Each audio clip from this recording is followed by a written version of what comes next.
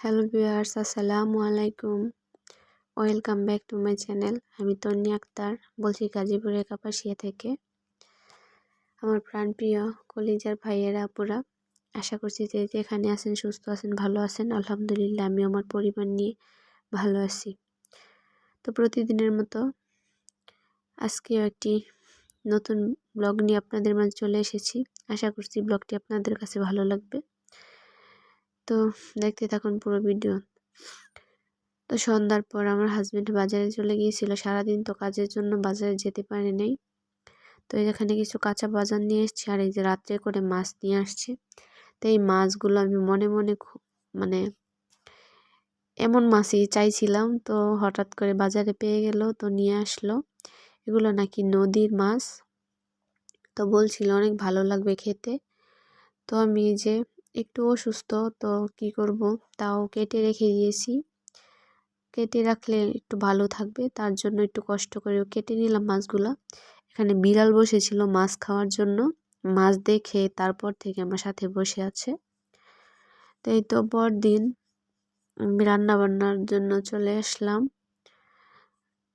তো ভাত রান্না করে নিয়েছি, এখন মাছ ভাজি করে তারপর তরকারি রান্না করব। শুধু একটা তরকারি রান্না করব। আমি কিছুদিন ধরে সেরকমভাবে রান্না করি না, আমার শরীরটা ভালো না, তো চেষ্টা করি ঝটপট রান্না করার জন্য।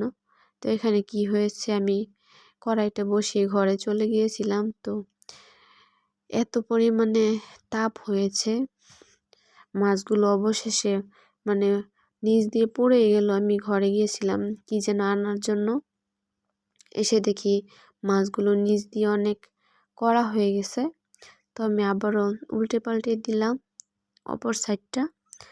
তো প্রতিদিনের মতো ভিডিওর এই পর্যায়ে এসে সেই একটি বোরিং কথাই বলবো, আমার ভিডিওটি দেখার আগে অবশ্যই একটি লাইক দিয়ে দেখা শুরু করবেন।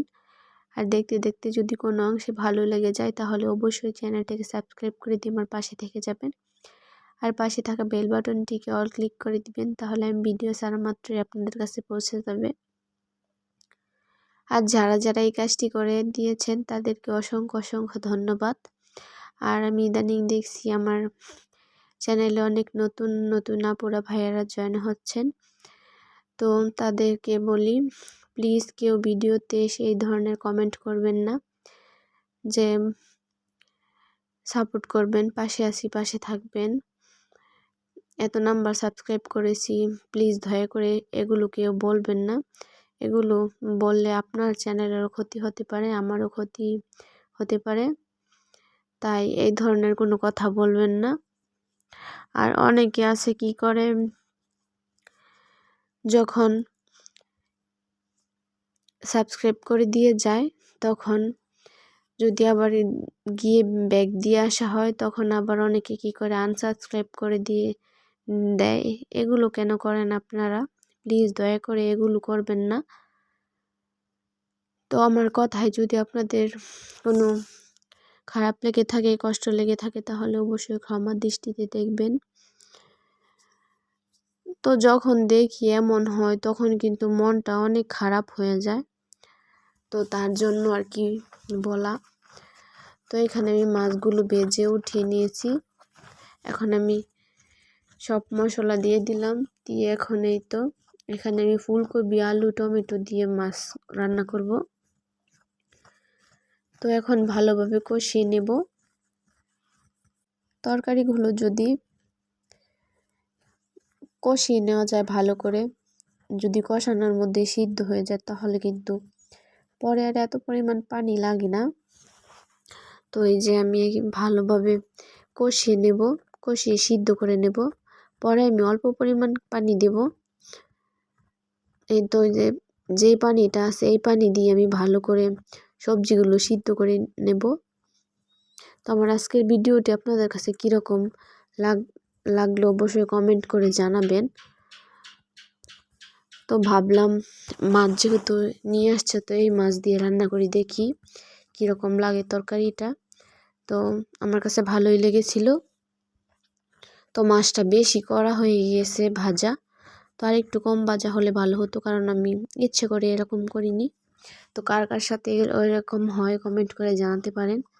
তো এই যে আমি আমার তরকারিগুলো কিন্তু সব সবজিগুলো কিন্তু ভালোভাবে সিদ্ধ হয়ে গিয়েছিল। তো আমি অল্প পরিমাণ পানি দিয়ে দিলাম। এখন আরও কিছুক্ষণ ঢাকা দিয়ে নেব। এই তো তরকারিটা কিছুক্ষণ জাল হয়ে যাওয়ার পর আমি মাছগুলো দিয়ে দিলাম। এখন আমি আরও কিছুক্ষণ জাল করে নেব।